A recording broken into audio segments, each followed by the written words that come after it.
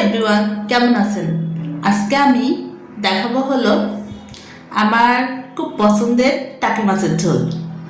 হ্যাঁ, অনেকেই নাক ছিটকাচ্ছেন, তাই তো? তবে সত্যি বলছি, টাকি মাছের এভাবে ঝোল খেতে কিন্তু মন্দ লাগে না। আমার বাসায় এরকমভাবে টাকি মাছ রান্না করলে সবাই পছন্দ করে। টাকি মাছের ভর্তাও করি, তবে যেগুলো মিডিয়াম টাকি বা ছোট জাতের টাকি মাঝে মাঝে আমি চচ্চড়ি বা এইভাবে ঝোল করি। যাই হোক, আমি ঝোল রেসিপিটা আপনাদের সঙ্গে শেয়ার করছি।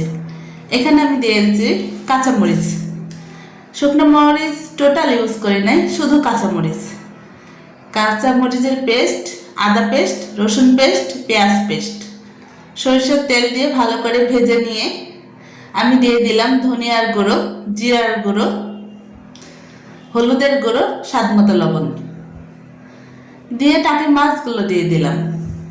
আপনারা দেখেছেন টাকি মাছগুলো কিন্তু আমি কষিয়ে নিই নাই, জাস্ট 2-3 মিনিট নাড়াচাড়া করে আলু দিয়ে দিলাম, কারণ আমি আলু সহকারে কষিয়ে নেব। এখানে আমি কিছুক্ষণ কষিয়ে নিচ্ছি।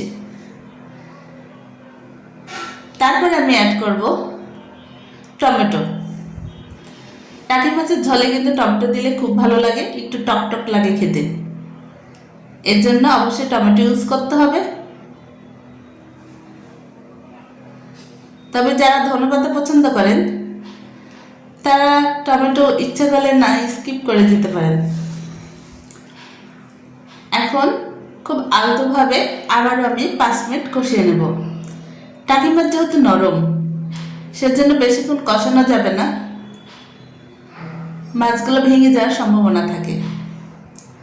আমি আর সামান্য পরিমাণ তেল অ্যাড করে দিলাম, মনে হচ্ছে তরকারিতে তেল খুবই কম হয়েছে। যদিও আমি সব রকম তরকারিতে তেলের পরিমাণটা কিছুটা কম রাখার চেষ্টা করি।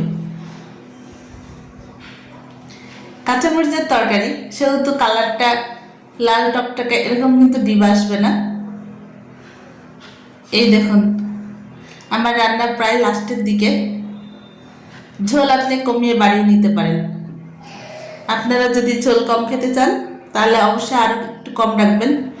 তবে আমি এটা যেহেতু ঝোল রেসিপি করেছি, আমাদের বাসার ঝোল খেতে সবাই পছন্দ করে, বিশেষ করে বাচ্চারা। এর জন্য আমি টাকি মাছের ঝোলটা একটু বাড়িয়েই রাখি। এই রেসিপিটা দিয়ে গরম ভাত খেতে কিন্তু খুবই ভালো লাগে। আমি এটা রান্না করেছিলাম খুব সকালে। সকালবেলা গরম ভাতের সঙ্গে এরকম টাকি মাছের ঝোল খেতে কিন্তু খারাপ লাগে না। ওকে, ভালো থাকবেন, দেখা হবে নতুন কোনো রেসিপি নিয়ে। আল্লাহ হাফেজ।